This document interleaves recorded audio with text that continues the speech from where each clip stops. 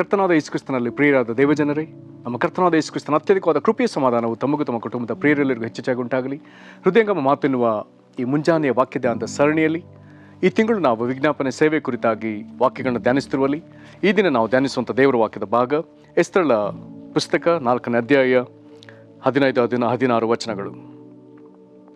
ಎಸ್ತೇರಳ ಪುಸ್ತಕ 4ನೇ ಅಧ್ಯಾಯ 15-16 ವಚನಗಳು. ಆಗ ಎಸ್ತೇರಳು, ನೀನು ಹೋಗಿ ಶೂಷನಿನಲ್ಲಿ ಸಿಕ್ಕುವ ಎಲ್ಲ ಯಹೂದ್ಯರನ್ನು ಕೂಡಿಸು. ನೀವೆಲ್ಲರೂ 3 ದಿನ ಹಗಲಿರುಳು ಅನ್ನಪಾನಗಳನ್ನು ಬಿಟ್ಟು ನನಗೋಸ್ಕರ ಉಪವಾಸ ಮಾಡಿರಿ. ಅದರಂತೆ ನಾನು ನನ್ನ ಸೇವಿಕರೊಡನೆ ಉಪವಾಸದಿಂದಿರುವೆನು.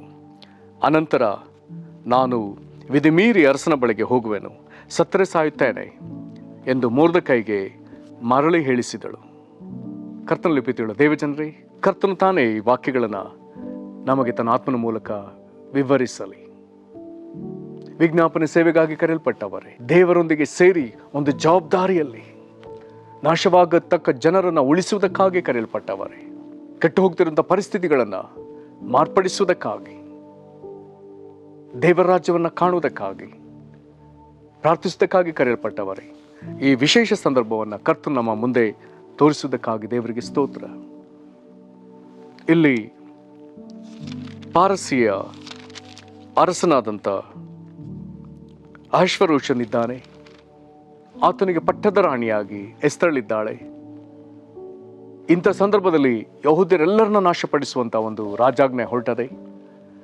ಹಾಗಾದರೆ ತಿರುಗಿ ಯಹೂದ್ಯರನ್ನು ರಕ್ಷಿಸುವಂಥ ಒಂದು ಪ್ರಯತ್ನಕ್ಕೆ ಮೊರ್ದೆಕೈ ಈಗ ಪಟ್ಟದ ರಾಣಿಯಾದ ಎಸ್ತೇರಳನ್ನು ಒಡಂಬಡಿಸುತ್ತಿದ್ದಾನೆ. ಅರಸನ ಅಪ್ಪಣೆ ಇಲ್ಲದೆ ಎಸ್ತೇರಳು ಹೋಗುವುದಾದರೆ ಅರಸನ ಬಳಿಗೆ ಆಕೆಗೆ ಮರಣವೇ ನಿಶ್ಚಯ. ಆದ ಕಾರಣ ಅರಸನ ಅನುಗ್ರಹ ದೊರಕುವಂತೆ ಈಗ ಈಕೆ ಮೊರ್ದೆಕೈಗೆ ತಿರುಗಿ ಹೇಳಿ ಕಳಿಸ್ತಾಳೆ. ಶೂಷನ್ ಕೋಟೆಯಲ್ಲಿ ಸಿಕ್ಕುವ ಎಲ್ಲ ಯಹೂದ್ಯರನ್ನು ಕೂಡಿಸಿ, ನೀವೆಲ್ಲರೂ ನನಗೋಸ್ಕರ 3 ದಿನ ಹಗಲಿರುಳು ಅನ್ನಪಾನಗಳನ್ನ ಬಿಟ್ಟು ನನಗೋಸ್ಕರ ಉಪವಾಸ ಮಾಡಿರಿ. ಹಾಗಾದರೆ ಅರಮನೆಯ ಹೊರಗೆ ಯಹೂದ್ಯರೆಲ್ಲರೂ ಅನ್ನಪಾನಗಳನ್ನ ಬಿಟ್ಟು 3 ದಿವಸ ಉಪವಾಸ. ಅದೇ ರೀತಿಯಾಗಿ ಅರಮನೆಯ ಒಳಗೆ ಪಟ್ಟದ ರಾಣಿಯು ಆಕೆ ಸೇವಕಿಯರೆಲ್ಲರೂ ಈಗ ಉಪವಾಸಿಸಲಿಕ್ಕಿದ್ದಾರೆ. ವಿಧಿ ಮೀರಿ ಉಪವಾಸ ಮುಗಿದ ನಂತರ ಅರಸನ ಬಳಿಗೆ ಹೋಗಬೇಕೆಂದಿದ್ದಾಳೆ. ಆ ಉಪವಾಸ ಸಂದರ್ಭಕ್ಕೆ ಈಗ ಆಕೆ 3ನೇ ದಿವಸಕ್ಕೆ ಎದ್ದು ಅರಸನ ಬಳಿ ಹೋಗ್ತಾಳೆ. ಇವಳಿಗೆ ಬೆಂಬಲವಾಗಿ ಇವರೆಲ್ಲರೂ ಉಪವಾಸಿಸ್ತಾರೆ. ಹೋಗಿ ನೇರವಾಗಿ ಅರಸನು ತನ್ನ ಸಿಂಹಾಸನದಲ್ಲಿ ಬಾಗಿಲಿಗೆ ಎದುರಾಗಿ ಕುಳಿತಿರುವಾಗ ಈಕೆ ಹೋಗಿ ಆ ಪ್ರಾಕಾರದಲ್ಲಿ, ಒಳಗಿನ ಪ್ರಾಕಾರದಲ್ಲಿ ನಿಲ್ತಾಳೆ. ಅರಸನು ಪಟ್ಟದ ರಾಣಿಯಾದ ಎಸ್ತೇರಳನ್ನು ನೋಡ್ತಾನೆ. ನೋಡುತ್ತಲೇ ಅವನಿಗೆ ಮೇಲೆ ಪ್ರೀತಿಯುಂಟಾಗಿ ತನ್ನ ಚಿನ್ನದ ದಂಡವನ್ನು, ಕೋಲನ್ನು ಆಕೆ ಕಡೆಗೆ ಆತನು ಚಾಚ್ತಾನೆ. ಸುವರ್ಣ ದಂಡವನ್ನು ಆಕೆ ಸಮೀಪ ಹೋಗಿ ಅದನ್ನು ಸ್ಪರ್ಶಿಸ್ತಾಳೆ.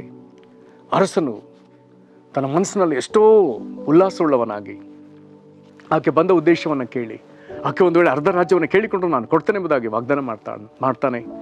ಹಾಗಾದರೆ ಅರಸನ ಅನುಗ್ರಹ ಈಕೆಗೆ ಸಿಕ್ಕಿರುವುದಾದರೆ ಈಕೆ ಹೇಳ್ತಾಳೆ, ಈ ದಿನ ಸಂಜೆ ಈ ದಿನ ನಾನು ಏರ್ಪಡಿಸುವಂಥ ಔತಣಕೂಟದಲ್ಲಿ ನೀನು ಭಾಗವಹಿಸಬೇಕು, ನಿನ್ನೊಂದಿಗೆ ಹಾಮಾನನನ್ನು ಕರ್ಕೊಂಡು ಬರಬೇಕು. ಔತಣಕೂಟ ಏರ್ಪಡ್ತದೆ. ಅರಸನು ಹಾಮಾನನು ಔತಣಕ್ಕೆ ಬಂದಿರ್ತಾರೆ. ಅರಸನು ತಿರುಗಿ ಕೇಳ್ತಾರೆ, ನಿನ್ನ ಬೇಡಿಕೆ ಏನು? ನೀನು ಅರ್ಧ ರಾಜ್ಯವನ್ನು ಕೇಳಿಕೊಂಡ್ರೆ ನಾನು ಕೊಡ್ತೇನೆ. ಈಕೆ ಹೇಳ್ತಾಳೆ, ನನಗೆ ನಿನ್ನ ಅನುಗ್ರಹ ಇರುವುದಾದರೆ ನಾಳೆಯೂ ಈ ಔತಣಕೂಟಕ್ಕೆ ನೀನು ಬರಬೇಕು, ಹಾಮಾನನ್ನ ಕರ್ಕೊಂಡು ಬರಬೇಕು. ಅರಸ ಸಮ್ಮತಿಸಿ ಮರುದಿನವೂ ಆತನು ಬರ್ತಾನೆ. ಇದರ ನಡುವೆ ಯಹೂದ್ಯರನ್ನ, ದೇವಜನರನ್ನ ಸಂಹಾರ ಮಾಡಬೇಕೆಂಬುದಾಗಿ ತೀರ್ಮಾನಿಸಿದವನು ಅರಸನಿಂದ ಸಿಕ್ಕುತ್ತಿರುವಂಥ ಸಕಲ ಸನ್ಮಾನಗಳು ಈಗ ಪಟ್ಟದ ರಾಣಿಯಿಂದ ಈತನು ಅರಸನೊಂದಿಗೆ ಔತಣಕ್ಕೆ ಇವನು ಮಾತ್ರ ಕರೆಸಿಕೊಂಡ ವಿಚಾರದಲ್ಲಿ ಹೆಮ್ಮೆ ಪಟ್ಟವನಾಗಿ ಎಲ್ಲವನ್ನ ತನ್ನ ಪತ್ನಿ ಪರಿವಾರದವರೊಂದಿಗೆ ಹಂಚಿಕೊಳ್ತಾನೆ. ಆದರೂ ಆತನಿಗೆ ಇರುವಂಥ ಒಂದು ವೇದನೆ, ಮೊರ್ದೆಕೈ ಎನ್ನುವಂಥ ಈ ಮನುಷ್ಯ ಇವನಿಗೆ ಸ್ವಲ್ಪವೂ ಎಲ್ಲಿ ಸನ್ಮಾನ ಮಾಡಲ್ಲ. ಇವನು ಹೋಗುವಾಗಲೂ ಬರುವಾಗಲೂ ಜನರು ಈತನಿಗೆ ಅಡ್ಡ ಬಿದ್ದು ನಮಸ್ಕಾರ ಮಾಡ್ತಿದ್ರೆ ಯಹೂದ್ಯನಾದ ಮೊರ್ದೆಕೈ ಆತನಿಗೆ ಯಾವುದೇ ವಿಧದಲ್ಲಿ ಗೌರವ ಸಲ್ಲಿಸೋದಿಲ್ಲ. ಹಾಗಾಗಿ ಇದೊಂದು ವಿಷಯದಲ್ಲಿ ಈತನಿಗಿರುವಂಥ ವೇದನೆಯನ್ನು ತನ್ನ ಕುಟುಂಬ ಪರಿವಾರದೊಂದಿಗೆ ಆತನು ಹಂಚಿಕೊಳ್ತಾನೆ. ಆಗ ಆತನ ಪತ್ನಿ, ಆ ಪರಿವಾರದವರು 50 ಮೊಳ ಎತ್ತರದ ಒಂದು ಗಲ್ಲು ಕಂಬವನ್ನು ಮಾಡಿ ಮರುದಿನವೇ ಮೊರ್ದೆಕೈಯನ್ನು ಗಲ್ಲಿಗೆ ಏರಿಸುವಂತೆ ಅವರು ಆಲೋಚನೆ ಕೊಡ್ತಾರೆ. ಕೂಡಲೇ ಗಲ್ಲು ಕಂಬವನ್ನು ನಿಲ್ಲಿಸಲಾಗ್ತದೆ.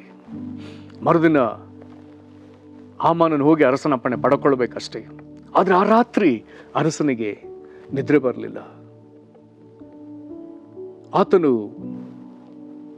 ತನ್ನ ದಿನಚರಿಗಳನ್ನು ತೆಗೆದುಕೊಂಡು ಓದುವಾಗ ಅರಸನನ್ನು ಕೊಲ್ಲುವುದಕ್ಕಾಗಿ ನಡೆದ ಒಳಸಂಚಿನಲ್ಲಿ ಇಬ್ಬರ ಕೈವಾಡ ಇದೆ ಅನ್ನುವಂಥ ಈ ಒಂದು ರಹಸ್ಯವನ್ನ ಬಯಲು ಮಾಡಿ ಮೊರ್ದೆಕೈ ಅರಸನ ಪ್ರಾಣ ಉಳಿಯುವಂತೆ ಆತನು ಪ್ರಯಾಸ ಪಟ್ಟಿರ್ತಾನೆ. ಇದಕ್ಕಾಗಿ ಅರಸನು ಅರ್ಧರಾತ್ರಿಯಲ್ಲಿ ಕೇಳ್ತಾನೆ. ಇದಕ್ಕಾಗಿ ಮೊರ್ದೆಕೈಗೆ ಯಾವುದಾದರೂ ಸನ್ಮಾನ ನಡೀತಾ? ಅರಸನ ಹತ್ತಿರದಲ್ಲಿದ್ದವರು ಹೇಳ್ತಾರೆ, ಯಾವುದೇ ಸನ್ಮಾನ ನಡೀಲಿಲ್ಲ. ಅದೇ ಸಂದರ್ಭಕ್ಕೆ ಸರಿಯಾಗಿ ಈ ರೀತಿ ಅರಸನು ಆಲೋಚಿಸಿಕೊಳ್ತಿರುವಾಗ ಯಹೂದ್ಯರನ್ನು ನಾಶ ಮಾಡಬೇಕೆಂದಿದ್ದಂಥ ಹಾಮಾನನು ಒಳಗೆ ಬರ್ತಾನೆ. ಮೊರ್ದೆಕೈಯನ್ನು ಕೊಲ್ಲುವ ಅಪ್ಪಣೆ ಪಡ್ಕೊಳ್ಳುವುದಕ್ಕಾಗಿ ಬರ್ತಾನೆ. ಆದರೆ ಅವನಿಗೆ ಮಾತನಾಡಲಿಕ್ಕೆ ಅವಕಾಶವೇ ಸಿಕ್ಕದಾಗ ಅರಸನು ಮಾತನಾಡಿ ಅರಸನು ಸನ್ಮಾನಿಸಬೇಕೆನ್ನುವಂಥ ಮನುಷ್ಯನಿಗೆ ಏನು ಮಾಡಬೇಕೆನ್ನುವಂಥ ಆಲೋಚನೆಗಳನ್ನ ಹಾಮಾನಿಂದ ಪಡ್ಕೊಂಡು ಅವನಿಗೆ ಅರಸನ ವಸ್ತ್ರ, ಅರಸನ ಪಟ್ಟದ ಕುದುರೆ ಮೇಲೆ ಮೆರವಣಿಗೆ ಮಾಡಿಸಬೇಕೆಂಬುವಂಥ ಆಲೋಚನೆ ಕೊಟ್ಟಾಗ ಅರಸನು ಹೇಳ್ತಾನೆ, ಹಾಗಾದರೆ ಬೇಗ ಇದನ್ನು ನೀನು ಮೊರ್ದೆಕೈಗೆ ಮಾಡು. ಯಾರು ಮೊರ್ದೆಕೈನ ಗಲ್ಲು ಕಂಬಕ್ಕೆ ಹಾಕಬೇಕಂತಿದ್ನೋ ಈಗ ಅವನಿಗೆ ಅರಸನ ವಸ್ತ್ರವನ್ನು ಹಾಕಿಸಿ ಅರಸನ ಪಟ್ಟದ ಕುದುರೆ ಮೇಲೆ ಕೂರಿಸಿ ಅರಸನು ಸನ್ಮಾನಿಸಬೇಕೆಂದಿರುತ್ತ ವ್ಯಕ್ತಿಗೆ ಸಿಕ್ಕುವ ಸನ್ಮಾನ ಇದೆ ಎಂಬುವಂಥ ಘೋಷಣೆಯೊಡನೆ ಆತನ ದೊಡ್ಡ ಒಂದು ಮೆರವಣಿಗೆ ಮಾಡ್ತಾನೆ. ಈಗ ಬೇಸರದಿಂದ ಆತನು ತನ್ನ ಮನೆಗೆ ಹೋಗ್ತಾನೆ. ಅವನ ಪರಿವಾರದವರೆಲ್ಲ ಹೇಳ್ತಾರೆ, ಒಂದು ವೇಳೆ ಆ ಮನುಷ್ಯನ ಯಹೂದ್ಯನಾಗಿದ್ದರೆ ನಿನ್ನ ಪತನವೇ ನಿಶ್ಚಯ. ಅಷ್ಟರೊಳಗೆ ಬೇಗ 8ನೇ ದಿನದ ಔತಣಕ್ಕೆ ಬರಬೇಕೆನ್ನುವಂಥ ಅಪ್ಪಣೆ ಬರ್ತದೆ. ಆಳುಗಳು ಬಂದು ತಿಳಿಸ್ತಾರೆ. ಮತ್ತೆ ಇವನ ಹೋಗ್ತಾನೆ. ಈಗ ಅರಸನು 2ನೇ ದಿವಸದ ಔತಣದಲ್ಲಿ ಪಟ್ಟದರಾಣಿಗೆ ತಿರುಗಿ ಕೇಳ್ತಾನೆ, ನಿನ್ನ ಕೋರಿಕೆ ಏನು? ಆಗಾಕೆ ಹೇಳ್ತಾಳೆ, ಅರಸರು ದ್ರಾಕ್ಷಾರಸಪಾನ ಮಾಡುವಾಗ ಕೇಳುವಾಗ ಈಕೆ ಹೇಳ್ತಾಳೆ, ನೀನು ನನ್ನನ್ನು ಮತ್ತು ನನ್ನ ಜನರನ್ನ ಕೊಲ್ಲಬೇಕೆನ್ನುವಂಥ ಅಪ್ಪಣೆ ಆಗಿದೆಯಲ್ಲ. ಒಂದು ವೇಳೆ ನಮ್ಮನ್ನು ದಾಸರನ್ನಾಗಿ ಮಾಡಿದರೆ ಅದನ್ನು ನಾವು ಸಹಿಸಿಕೊಳ್ತಿದ್ವಿ, ಅದನ್ನು ನಿನ್ನ ಮುಂದೆ ತರ್ತಿರ್ಲಿಲ್ಲ. ಅದು ನಮ್ಮನ್ನು ಪೂರ್ತಿ ಕೊಲ್ಲಬೇಕೆನ್ನುವಂಥ ರಾಜಾಜ್ಞೆ ಆಗಿದೆ. ಅರಸರೊಮ್ಮಲ್ಲೇ ಸಿಟ್ಟುಕೊಂಡು ಇಂಥ ಸಂಚು ಮಾಡಿದವನು ಯಾರು? ಕೂಡಲೇ ರಾಣಿ ತಡ ಮಾಡದೆ ಹೇಳ್ತಾಳೆ, ಹಾಮಾನ್. ಅಲ್ಲೇ ಇದ್ದವನು ಬೆಪ್ಪಾಗ್ತಾನೆ. ಅರಸನಿಗೆ ರೌದ್ರಾವೇಶ ಬರ್ತದೆ. ಆತ ಸ್ವಲ್ಪ ಹೊತ್ತು ಅಲ್ಲಿದ್ದ ತೋಟಕ್ಕೆ ಆತನು ಹೋಗಿ ಹಿಂದಕ್ಕೆ ಬರುವಾಗ ಹಾಮಾನನು ಎಸ್ತರಳ ಲೊಡ್ಡಿನ ಮೇಲೆ, ಅದರ ಪಟ್ಟದ ರಾಣಿ ಕೂತುಕೊಳ್ಳುವಂಥ ಆಸನದ ಒಂದು ಭಾಗದ ಮೇಲೆ ಆತನು ಬಾಗಿಕೊಂಡಿರ್ತಾನೆ. ಅರಸನಿಗೆ ಇನ್ನೂ ಸಿಟ್ಟು ಬರ್ತದೆ. ನನ್ನ ಎದುರೇ ರಾಣಿಗೆ ಅವಮಾನ ಮಾಡಬೇಕೆಂದಿದ್ದಾನೆ ಎಂಬುದಾಗಿ ಆತನು ಚೀರಾಡ್ತಾನೆ. ಅಷ್ಟೊತ್ತಿಗೆ ಅರಸನ ಬಳಿಗಿದ್ದ ಕಾವಲುಗಾರರಲ್ಲಿ ಕೆಲವರು ಬಂದು ಈಗ ಪ್ರಧಾನಮಂತ್ರಿಯಾದ ಹಾಮಾನನ ಮುಖಕ್ಕೆ ಮುಸುಕಾಗ್ತಾರೆ. ಅದ್ರಲ್ಲಿ ಇನ್ನೊಬ್ಬನು ಬಂದು ಹೇಳ್ತಾನೆ, ಮೊರ್ದೆಕೈಯನ್ನು ನೀನು ಸನ್ಮಾನಿಸಿದ ಮೊರ್ದೆಕೈಯನ್ನು ಗಲ್ಲಿಗೆ ಹಾಕಬೇಕೆಂಬುದಾಗಿ ಈತನೇ 50 ಮೊಳ ಎತ್ತರದ ನೇಣುಗಂಬವನ್ನು ಸಿದ್ಧ ಮಾಡಿದ್ದಾನೆ. ಅರಸನ ಹೇಳ್ತಾನೆ, ಅದರಲ್ಲೇ ಇವನನ್ನು ನೇಣಿಗೆ ಹಾಕಲಿ. ಪ್ರಿಯರೇ, ದೇವಜನರನ್ನ ಸಂಹಾರ ಮಾಡಬೇಕೆಂಬುದಾಗಿ ಹೊರಟವನ ಅಧೋಗತಿ, ಅವನ ಅಂತ್ಯ ಇಲ್ಲಿ ನಡೆಯಿತು.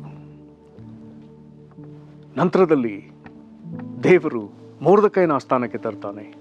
ಈಗ ಇವರಿಗೆ ಆತನ ಅಪ್ಪಣೆ ಕೊಡುವಾಗ ಯಹೂದ್ಯ ಜನರನ್ನ, ದೇವಜನರನ್ನ ಉಳಿಸುವಂತ ಇನ್ನೊಂದು ಮಹಾಪ್ರಯತ್ನವು ನಡೀತದೆ. ಕರ್ತನಲ್ಲಿ ಪ್ರೀತಿಯುಳ್ಳ ದೇವಜನ, ಪ್ರಾರ್ಥಿಸುವವರಿಗಾಗಿ ಪ್ರಾರ್ಥಿಸುವವರ ಬೆಂಬಲ, ಪ್ರಾರ್ಥಿಸುವವರಿಗೆ ಪ್ರಾರ್ಥನೆ ಮಾಡುವ ಜನರ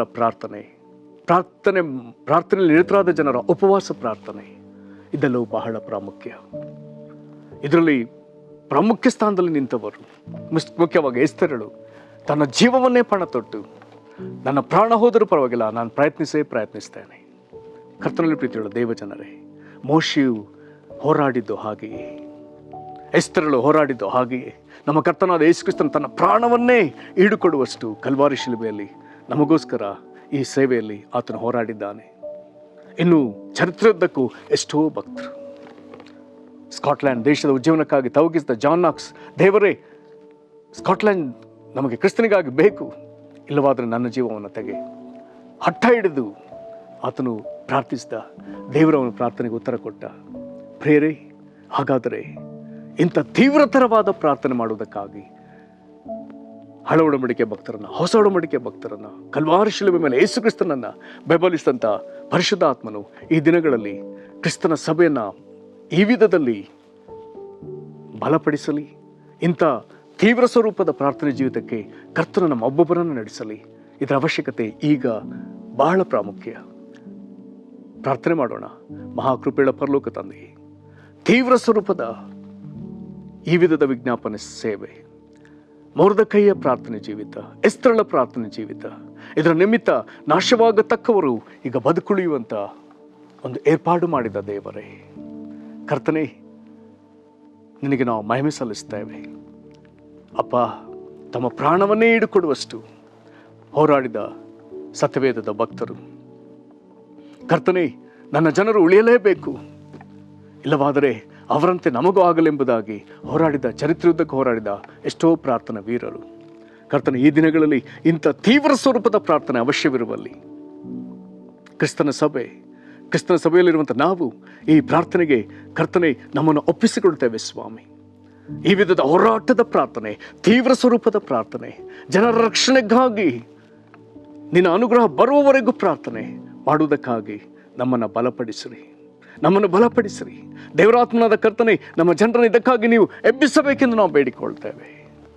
ಎಲ್ಲೆಲ್ಲೂ ಕರ್ತನೆ ಈ ವಿಧದ ಹೋರಾಡಿ ಪ್ರಾರ್ಥಿಸುವವರು, ನರಳಿ ಪ್ರಾರ್ಥಿಸುವವರು, ತಮ್ಮ ಪ್ರಾಣವನ್ನು ಪಣಕ್ಕಿಟ್ಟು ತಮ್ಮ ಪ್ರಾಣವನ್ನು ಈಡುಕೊಡುವ ಸ್ಥಿತಿಯಲ್ಲಿ ಪ್ರಾರ್ಥಿಸುವವರನ್ನು ಎಬ್ಬಿಸಿಕೊಡು ಸ್ವಾಮಿ. ಕರ್ತನೆ, ನಿನ್ನ ಕಾರ್ಯಗಳನ್ನು ನಾವು ಕಾಣಬೇಕಪ್ಪ, ನಿನ್ನ ಉಜ್ಜೀವನ ಕಾಣಬೇಕು, ಅದನ್ನು ಅನುಭವಿಸಬೇಕು. ಇದಕ್ಕಾಗಿ ಸಹಾಯ ಮಾಡು. ನಿನ್ನ ಕರಗಳಿಗೆ ನಮ್ಮನ್ನು ಒಪ್ಪಿಸಿಕೊಡುತ್ತೇವೆ. ಯೇಸು ಕ್ರಿಸ್ತನ ಹೆಸರಲ್ಲಿ ಬೇಡಿದ್ದೇವೆ ನಮ್ಮ ತಂದೆಯೇ, ಆಮೇನ್. ಕರ್ತನೆ ನಿಮ್ಮನ್ನು ಆಶೀರ್ವದಿಸಲಿ. ವಂದನೆ.